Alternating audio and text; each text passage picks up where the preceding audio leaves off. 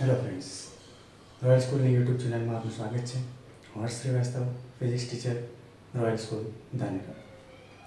તો વિદ્યાર્થી મિત્રો, પાછલા લેક્ચરમાં આપણે મેથેમેટિકલ ટૂલ્સની શરૂઆત કરેલી. એ મેથેમેટિકલ ટૂલ્સમાં કેટલાક અગત્યના સૂત્રો અને દ્વિઘાત સમીકરણની માહિતી મેળવી. હવે આગળ વધીએ છીએ. હવે આપણે આવે છે દ્વિપદી પ્રમેય. તો દ્વિપદી પ્રમેયનો ઉપયોગ શું છે એ જાણવા માટે સૌથી પહેલાં આપણે આ બે ઉદાહરણો જોઈએ. તો પહેલું ઉદાહરણ છે a પ્લસ બી સ્ક્વેર. તો આનું વિસ્તરણ તમે કરો છો a square plus 2ab plus b square. બીજું ઉદાહરણ છે a પ્લસ બી ક્યુબ. એનું વિસ્તરણ થાય છે a cube plus 3a square B plus 3ab square plus B cube. તો વિદ્યાર્થી મિત્રો, જો તમે આ બંને સમીકરણોમાં એક વસ્તુને ઓબ્ઝર્વ કરશો તો એ છે કે અહીંયા એની ઘાત સતત ઘટતી જાય છે. તમે જેમ જેમ આગળ વધો છો એમ એમ એની ઘાત સતત ઘટતી જાય છે અને બીની ઘાત સતત વધતી જાય છે. અને હું આ રીતે લખી શકું છું તો a square b raise to 0 plus 2ab plus b square a raise to 0. અહીં a સ્ક્વેર અને બી સ્ક્વેરના ગુણાકારમાં કાંઈ જ નથી, 1 છે. તો એને આપણે બી રેઝ ટુ 0 અને એ રેઝ ટુ 0ના સ્વરૂપમાં લખી શકીએ છીએ. તો મિત્રો, અહીંયા તમે જુઓ કે એની જે ઘાત છે એ સતત ઘટતી જાય છે. એ પહેલાં સ્ક્વેર હતું, ત્યારબાદ થઈ જાય છે એની 1 ઘાત થઈ જાય છે અને ત્યારબાદ એની 0 ઘાત થઈ જાય છે. જ્યારે અહીંયા બીની ઘાત તમે જોશો તો બીની ઘાત પહેલાં 0 છે, પછી 1 છે અને પછી શું થઈ જાય છે, 2 થઈ જાય છે. આ સમીકરણમાં પણ એવું જ છે. તમે જુઓ a પ્લસ બી હોલ ક્યુબનું જે વિસ્તરણ થાય છે, શું થાય છે, a cube plus 3a square B plus 3ab square plus B cube. તો આને પણ જો આ રીતે લખવું હોય તો લખી શકાય a cube B raise to 0 plus 3 a square B plus 3 ab square plus B cube A raise to 0. તો અહીંયા પણ તમે જુઓ જે એની ઘાત છે એ સતત વધે છે. પહેલાં 3 હતી, પછી 2 થાય છે, પછી 1 થઈ જાય છે અને છેલ્લે 0 થઈ જાય છે. જ્યારે બીની ઘાત પહેલાં 0 હતી, પછી 1 થાય છે, પછી 2 થાય છે અને પછી થઈ જાય છે 3. તો આમ અહીંયા એની ઘાત સતત ઘટે છે જ્યારે બીની ઘાત સતત વધે છે. તો મિત્રો, આ જ પ્રમાણે જો તમારે બીજા અમુક સમીકરણો મેળવવા હોય, જેમ કે a પ્લસ બીની 4 ઘાત, a પ્લસ બીની 5 ઘાત અથવા તો a પ્લસ બીની n ઘાત, તો આ સ્વરૂપના સમીકરણો મેળવવા માટે આપણે દ્વિપદી પ્રમેયનો ઉપયોગ કરીએ છીએ. તો દ્વિપદી પ્રમેયનો ઉપયોગ કરતા પહેલાં આપણે એક અગત્યના સમીકરણ વિશે જાણી લઈએ. અને અગત્યનું સમીકરણ છે NCR. આને વાંચવામાં આવે છે NCR. તો એનું સૂત્ર બને છે n factorial upon r factorial into n minus r factorial. હવે આ જે શબ્દ છે આપણા માટે નવો છે, ફેક્ટોરિયલ.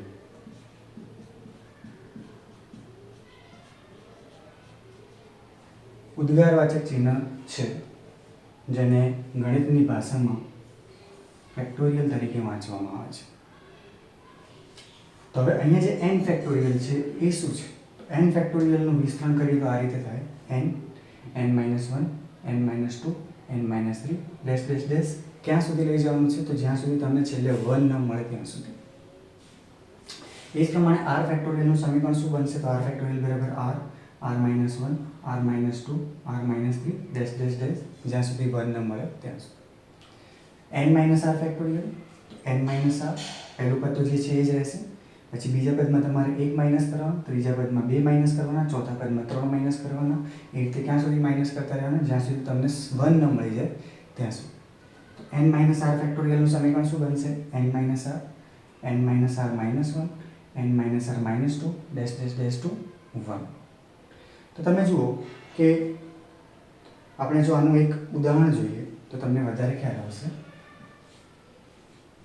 તો ઉદાહરણ તરીકે આપણે લઈ લઈએ છીએ 5 ફેક્ટોરિયલ. 5 ફેક્ટોરિયલનું મૂલ્ય શું હોઈ શકે? તો 5 ફેક્ટોરિયલ સૌથી પહેલાં તો શું આવશે? 5. પછી શું આવશે? તો 5 માઇનસ 1. પછી શું આવશે? 5 માઇનસ 2. પછી 5 માઇનસ 3. 5 માઇનસ 5 માઇનસ 5 કરવાનું નથી. 5 માઇનસ 5 કરી નાખશો તો આખું પદ શૂન્ય થઈ જશે. તમારે માત્ર છેલ્લે 1 આવે ત્યાં સુધી જ ચાલુ રાખવાનું છે. અહીંયા તમે જો 5 માઇનસ 4 શું થઈ જશે? 1 થઈ જશે. તો મિત્રો અહીંયા તમે જોઈ શકો 5 ઇન્ટુ 5 માઇનસ 1 થાય છે 4, 5 માઇનસ 2 થાય છે 3, 5 માઇનસ 3 થાય છે 2 અને 5 માઇનસ 4 થાય છે 1. તો ગુણાકાર કરશો તો 5 ચોક 20, 20 તારી 60 અને 60 દુ 120. તો 5 ફેક્ટોરિયલનું મૂલ્ય આપણને શું મળે છે? 120. તો તમે આ રીતે ગમે તે ફેક્ટોરિયલનું મૂલ્ય મેળવી શકો છો. અને અહીંયા યાદ રાખવાની બાબત એ છે કે હંમેશા 1 ફેક્ટોરિયલનું મૂલ્ય આપણને 1 મળે છે અને 0 ફેક્ટોરિયલનું મૂલ્ય આપણને હંમેશા 1 મળે છે. 0 ફેક્ટોરિયલ 0 નથી થતું, પરંતુ શું થાય છે? 1 થાય છે. આ બાબત ખાસ ધ્યાન રાખજો. તો આ ફેક્ટોરિયલ વિશેની વાત થઈ. હવે આપણે NCRનું એક ઉદાહરણ જોઈ લઈએ.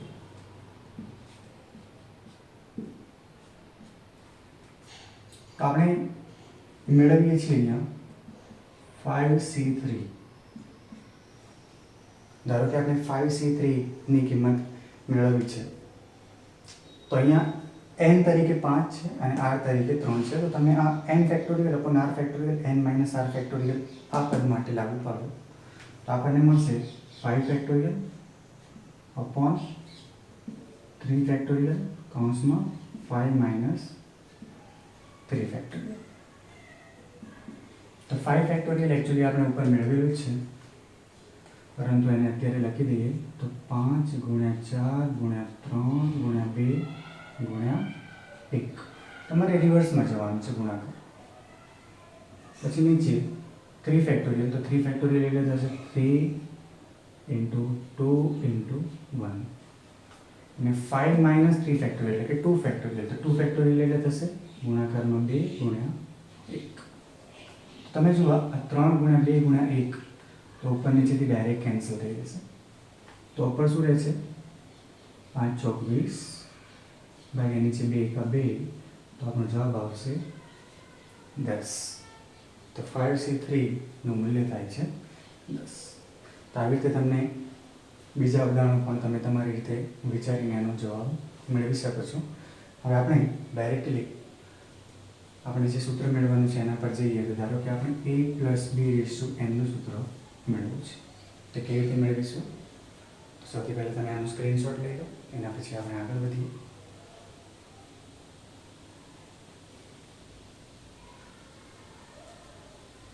તો વિદ્યાર્થી મિત્રો, આપણે હવે a plus b raise to n નું મૂલ્ય મેળવીએ છીએ. તો એ સૂત્ર બહુ જ અગત્યનું છે.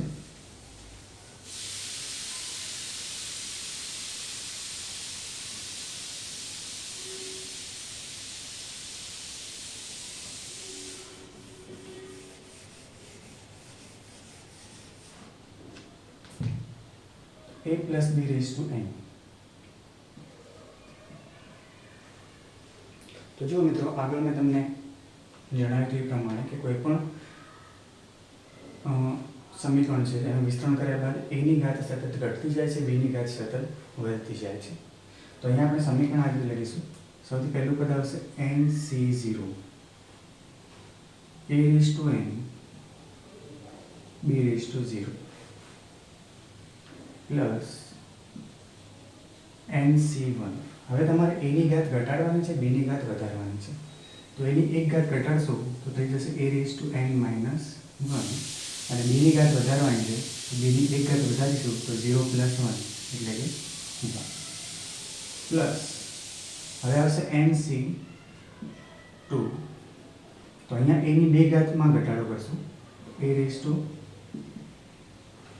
n માઇનસ 2 અને b ની બે ઘાત વધારીશું એટલે 0 પ્લસ 2 થઈ જશે એટલે આના કરતાં એક વધારવાની છે plus dash dash dash plus છેલ્લું પદ શું આવશે તો છેલ્લું પદ આવશે NCN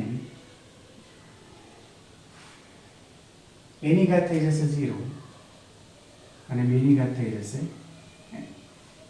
ખ્યાલ આવે છે સમીકરણમાં તમે જોઈ શકો છો એની ઘાતમાં સતત આપણે ઘટાડો કર્યો છે અને બીની ઘાતમાં સતત વધારો કર્યો છે એની ઘાત પહેલાં n હતી તો 0 થઈ ગઈ બીની ઘાત પહેલાં 0 હતી તો n થઈ ગઈ હવે આનું આપણે વિસ્તરણ કરીએ તો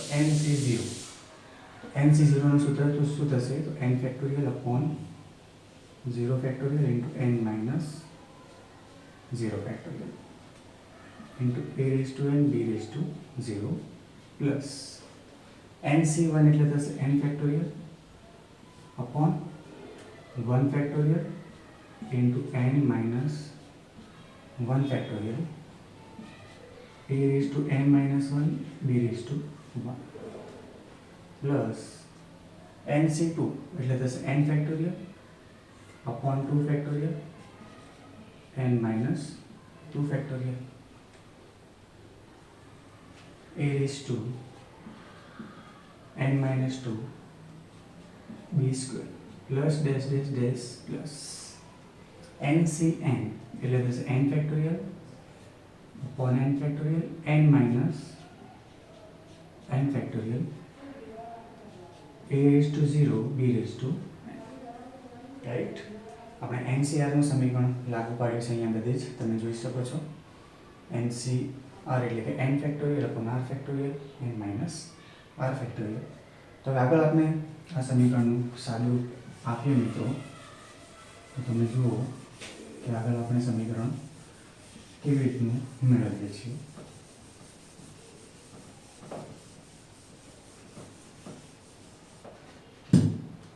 તો હવે તમે અહીંયા જોઈ શકો છો n ફેક્ટોરિયલ આપણે એમને એમ રાખીશું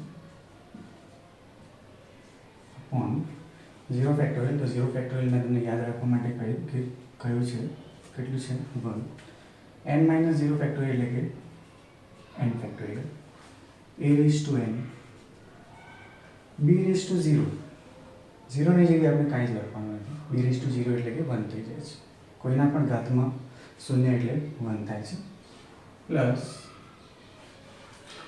n ફેક્ટોરિયલ એટલે n into n minus 1 factorial લખી શકાય અપોન 1 ફેક્ટોરિયલ એટલે 1 થશે અને છેદમાં n minus 1 factorial plus n factorial એટલે n minus 1 n minus 2 factorial upon 2 factorial એટલે 2 into 1 into n minus 2 ફેક્ટોરિયલને આપણે એમને એમ રાખીશું ગુણાકારનું પદ a raised to n minus 2 b square plus dash dash dash plus છેલ્લું સમીકરણ છે n ફેક્ટોરિયલ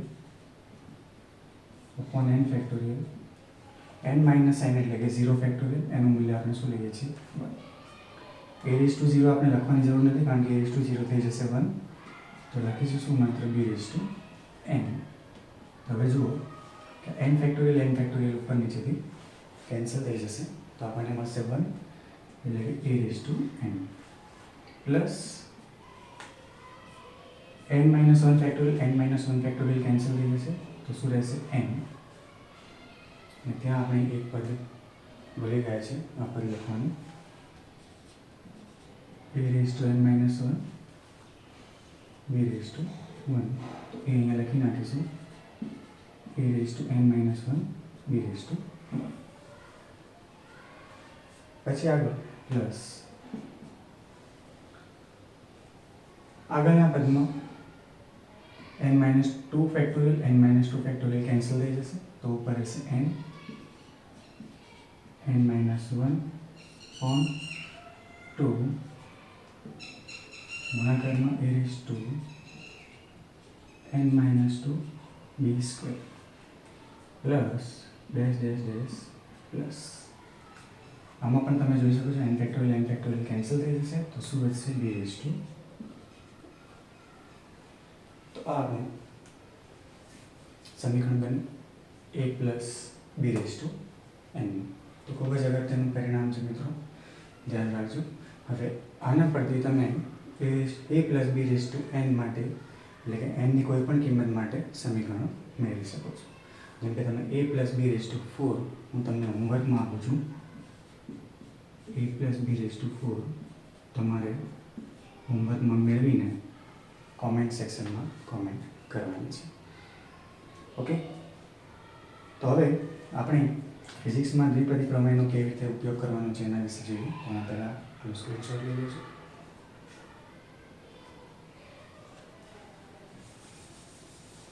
તો ફિઝિક્સમાં આપણે થિયરીઝ અને દાખલાઓમાં દ્વિપદી પ્રમેય કેવી રીતે ઉપયોગી થશે એના વિશે વાતચીત કરી લઈએ.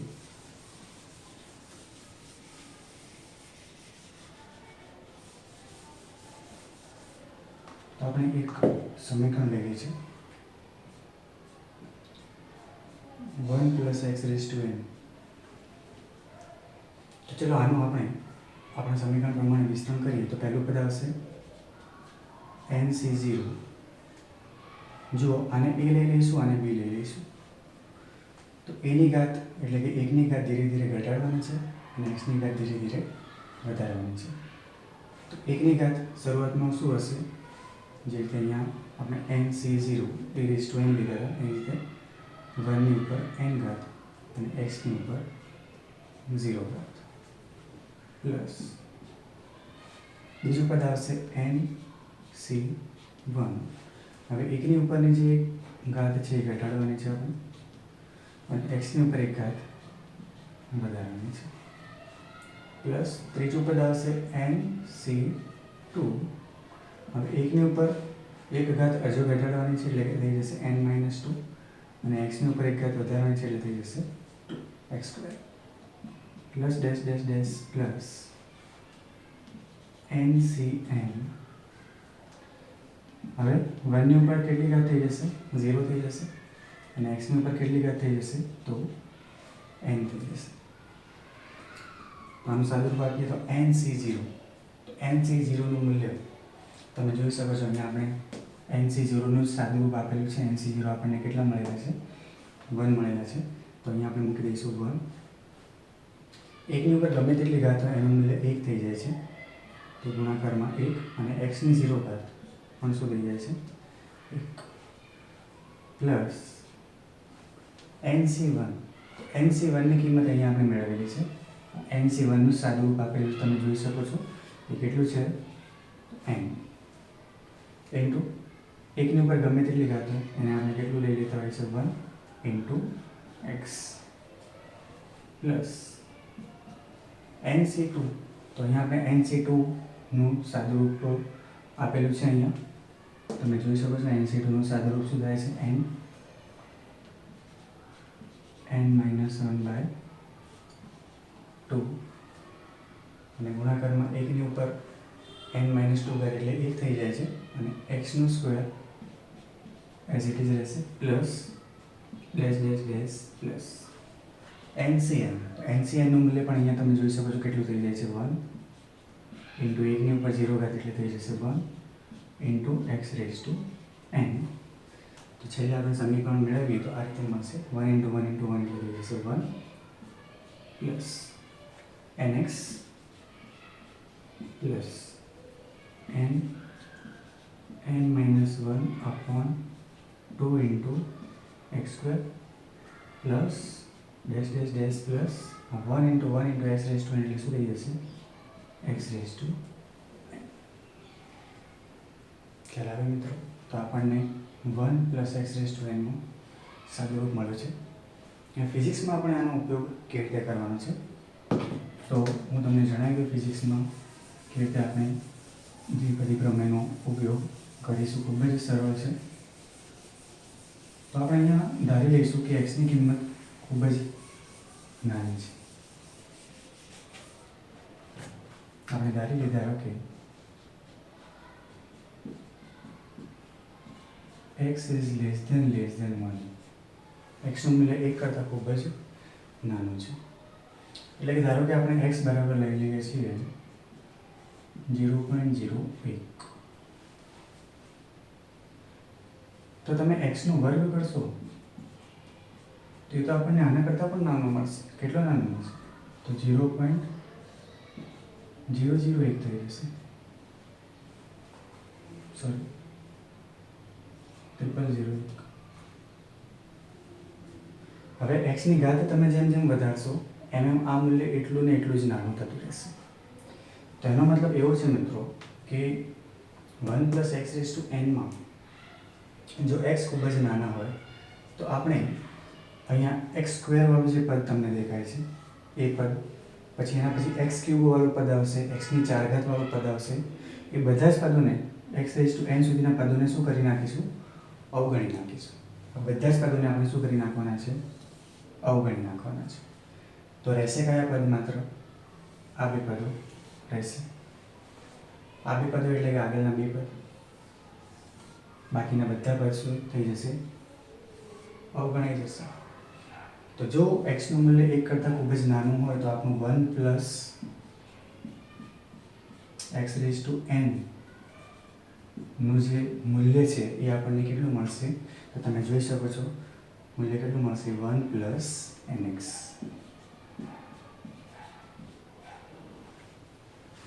એટલે કે જે ઘાતમાં પદ છે 1 + x ની ઘાતમાં જે પદ છે એને માત્ર ને માત્ર શું કરવાનું છે? x સાથે ગુણી નાખવાનું છે. અને આ પ્રક્રિયા ક્યારે કરવાની છે? કે જ્યારે x નું મૂલ્ય 1 કરતાં ખૂબ જ નાનું હોય ત્યારે. ધારો કે આપણે બીજું એક ઉદાહરણ લઈ લઈએ 1 + x⁻n છે. તો અહીંયા શું થશે? તો -n ઘાત અહીંયા ગુણાઈ જશે એટલે કે 1 - nx થઈ જશે. ધારો કે આપણે લઈ લઈએ છીએ 1 - x⁻n, તો અહીંયા પણ સેમ n અહીંયા x સાથે ગુણાઈ જશે એટલે આપણને મળશે 1 - nx. ધારો કે છે 1 - x⁻n,